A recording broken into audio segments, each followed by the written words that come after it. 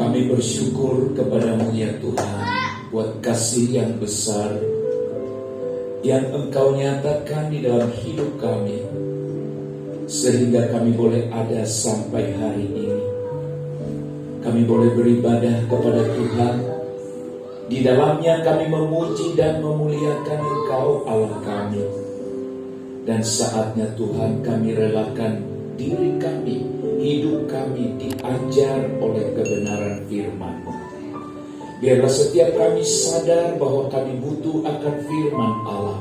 Setiap kami sadar kami butuh pengajaran dari firman-Mu sendiri, supaya hidup kami dituntun ke arah yang Tuhan kehendaki, sampai akhirnya kami didapatkan sempurna. Terima kasih Bapa di sorga, urapi hamba-Mu yang menyampaikan kebenaran ini, dan seluruh umat-Mu yang mendengar. Dalam nama Tuhan Yesus Kristus kami berdoa, kami mengucap syukur, kami sambut firman-Mu. Haleluya, haleluya, amin, amin.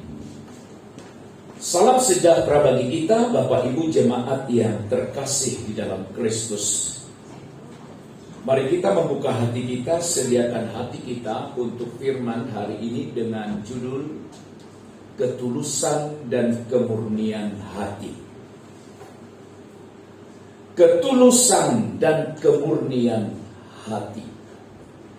Kehendak Allah bagi kita, saudara-saudara, adalah hidup dalam ketulusan, hidup dalam kemurnian hati. Allah tidak menghendaki kita hidup dalam kepura-puraan, hidup dalam kemunafikan. Tetapi yang Tuhan kehendaki adalah hati kita tulus, hati kita murni dalam melakukan apapun di dalam hidup kita.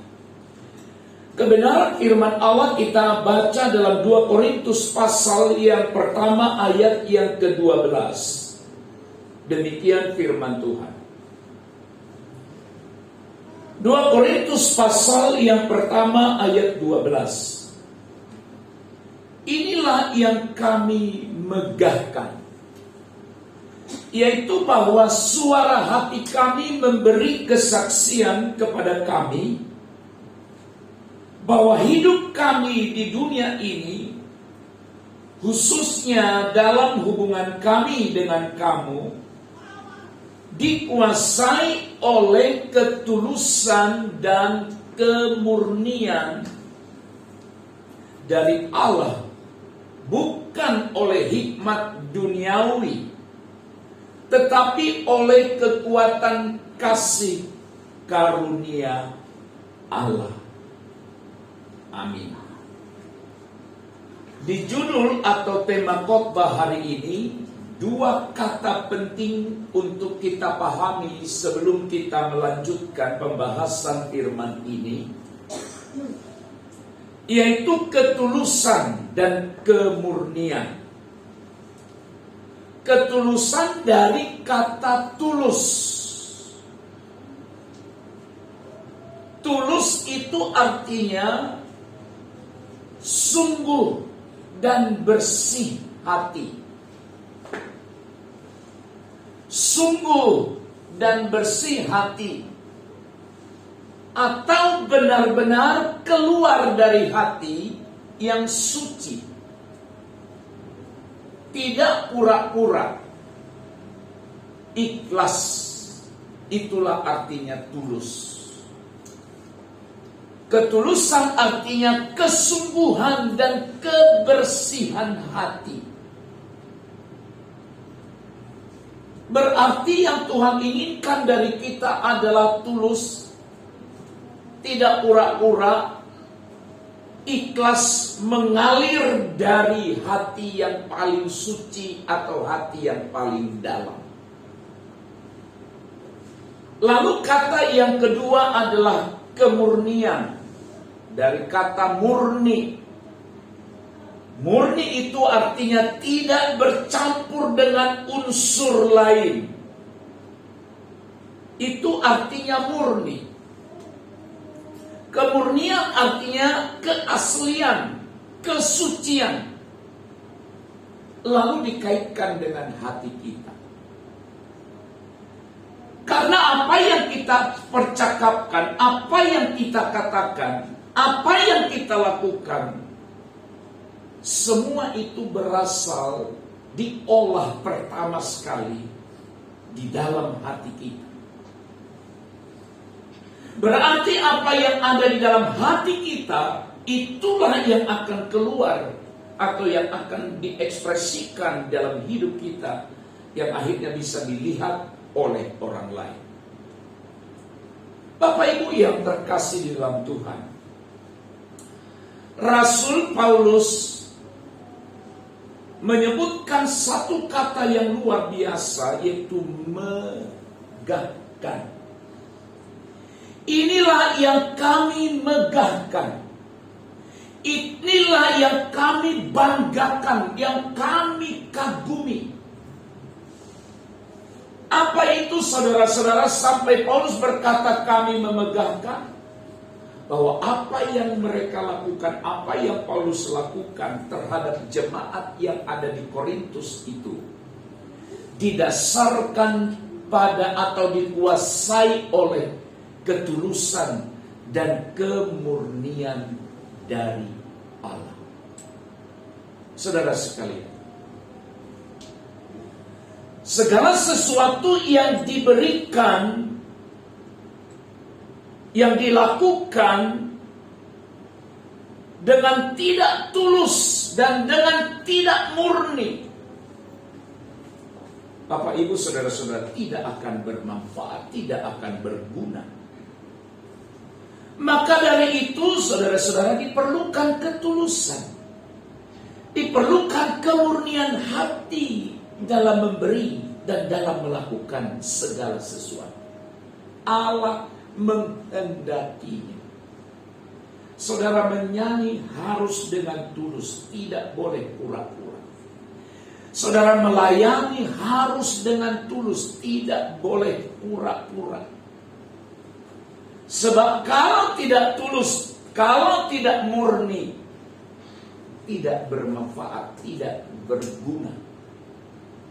Bapak Ibu yang terkasih, betapa pentingnya setiap orang percaya untuk hidup dalam ketulusan dan kemurnian hati. Lalu pertanyaannya adalah, seperti apakah ketulusan dan kemurnian hati yang sejati itu? Seperti apa? Kita berbicara ketulusan, kita berbicara kemurnian hati. Seperti apa rumusannya? Alkitab dari pembacaan hari ini memberikan kita 3 rumusan mengenai ketulusan dan kemurnian hati. Yang pertama, Bapak Ibu, ketulusan dan kemurnian hati yang sejati itu bersumber dari Allah, berasal dari Allah. Tadi Paulus berkata dalam apa yang kita sudah baca itu, oleh ketulusan dan kemurnian dari Allah, bukan oleh hikmat dunia. Dari Allah, bukan oleh hikmat dunia. Berarti yang disebut dengan ketulusan, yang disebut dengan kemurnian hati yang sejati itu, saudara sekalian, bersumber, berasal dari Allah. Lalu bagaimana kita menerapkan prinsip ini di dalam kehidupan kita? Saudara-saudara, ingat saja diri kita yang begitu dikasihi Allah, di mana kita diterima oleh Allah dengan ketulusan dan dengan kemurnian hati Allah. Saudara-saudara, ketulusan dan kemurnian sejati tidak akan muncul dari hikmat manusia, tetapi muncul dari kasih karunia Allah. Hanya orang-orang yang sadar dan yang mengalami bahwa apa yang kita rasakan, apa yang kita alami sampai hari ini Ingat baik-baik, semua karena kasih karunia Allah. Allah tidak pernah melakukan sesuatu di dalam diri kita dengan melihat terlalu baik, terlalu hebat apa yang kita lakukan. Tidak. Berarti kalau kita sadar bahwa hidup kita diterima oleh Allah dengan cara itu, diterima dengan ketulusan dan kemurnian hati Allah, maka saudara-saudara sekalian, kita juga sebagai orang yang percaya, sebagaimana Allah menerima kita dalam ketulusan dan kemurnian hati, maka semua orang percaya wajib harus hidup dalam ketulusan dan kemurnian hati. Oleh karena itu, saudaraku sekalian, kita telah merasakan ketulusan yang Tuhan berikan untuk kita. Kita telah merasakan. Maka kita dapat melakukan hal yang sama, yaitu tulus, murni pada orang lain. Karena berasal dari Allah. Berasal dari Allah. Jadi berhentilah berpura-pura. Berhentilah berpura-pura. Berhentilah melakukan sesuatu didorong oleh motif-motif tersembunyi atau hal-hal yang tidak dibenarkan. Kenapa? Karena ketulusan, kemurnian sejati itu bersumber dari Allah. Di dalam Allah tidak ada kepura-puraan.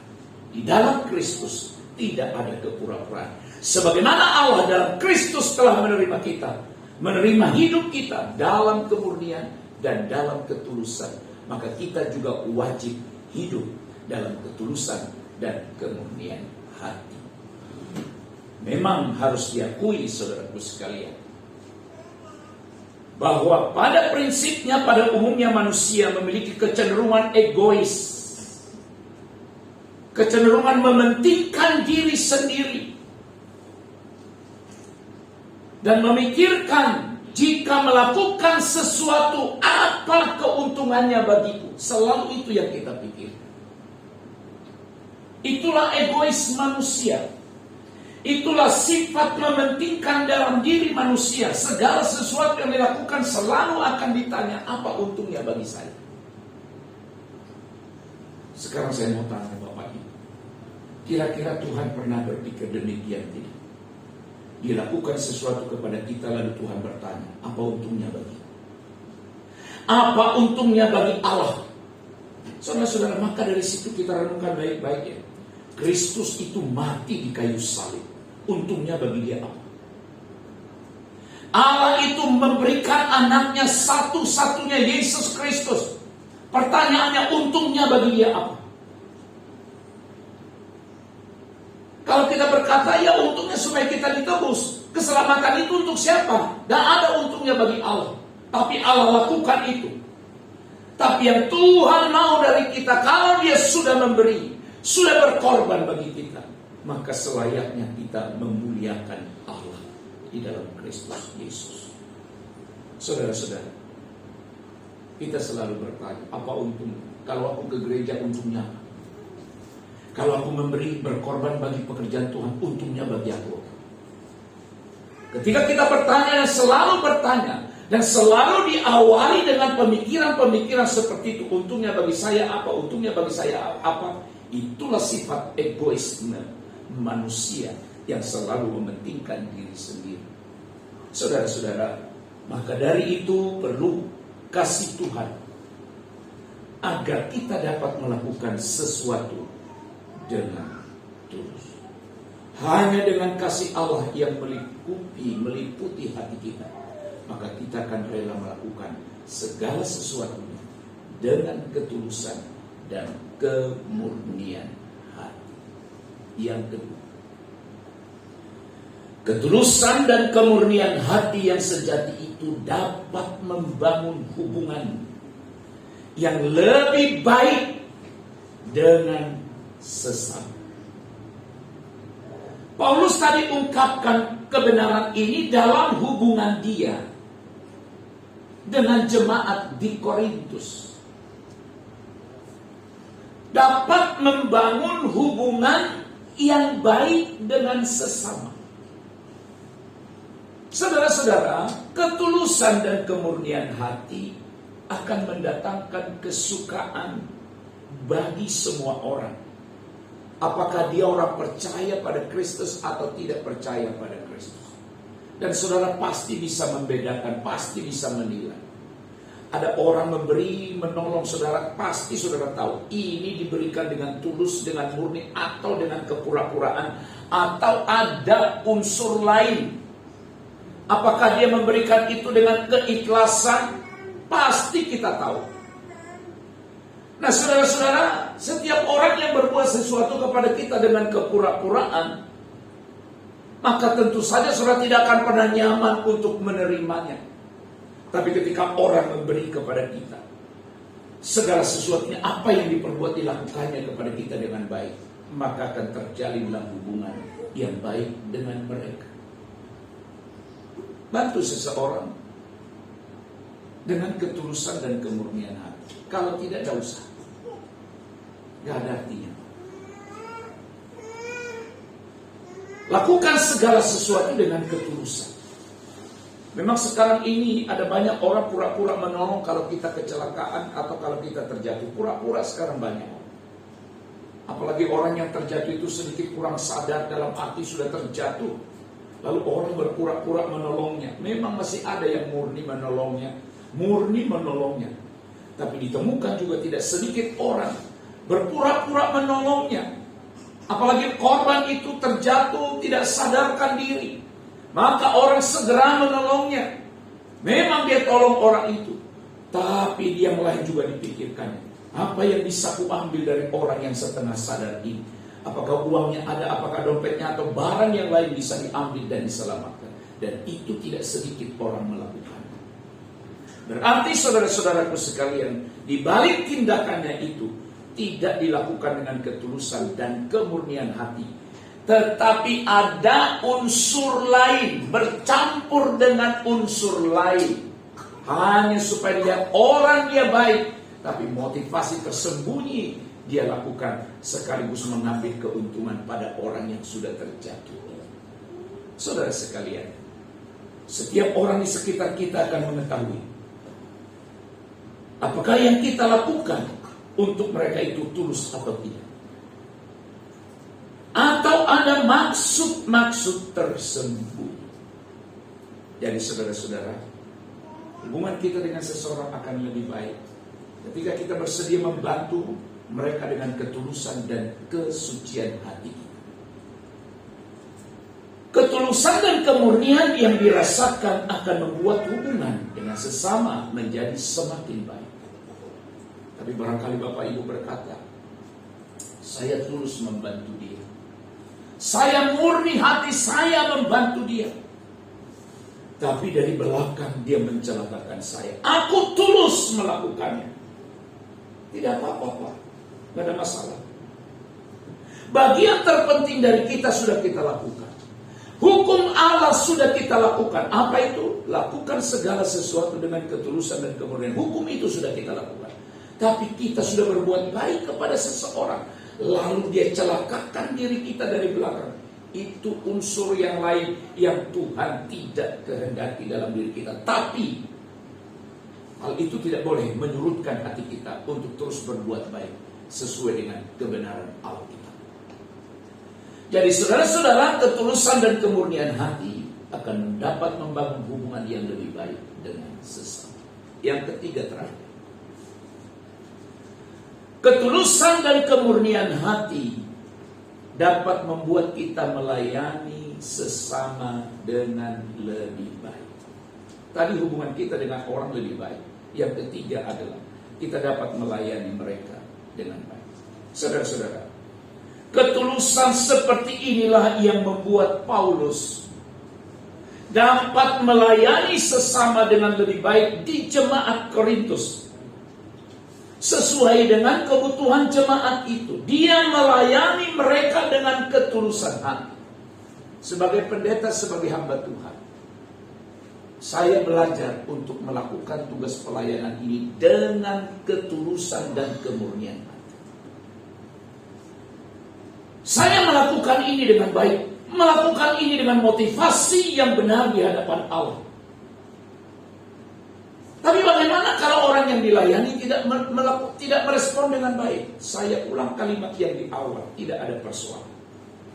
Bagian kita, kebenaran sudah kita lakukan, tugas kita lakukan, hukum yang Allah tetapkan untuk kita lakukan.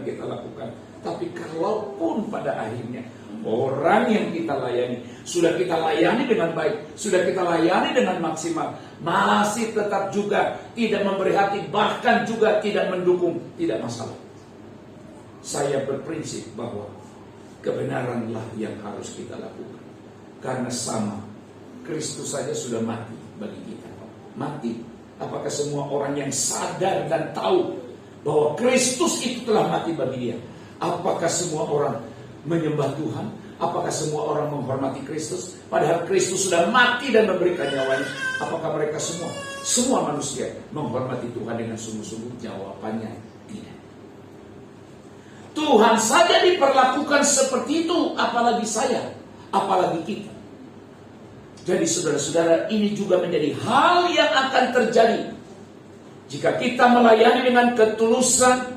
Kita tidak melihat apakah pelayanan itu menguntungkan kita secara pribadi atau tidak.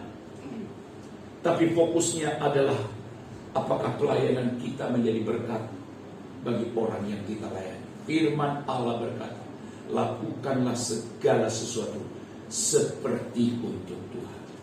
Ini hukum kebenaran yang tak terbantah. Lakukanlah segala sesuatu seperti untuk Tuhan. Saudara datang beribadah karena mengasihi Tuhan. Saudara berkorban bagi pekerjaan Tuhan karena mengasihi Tuhan.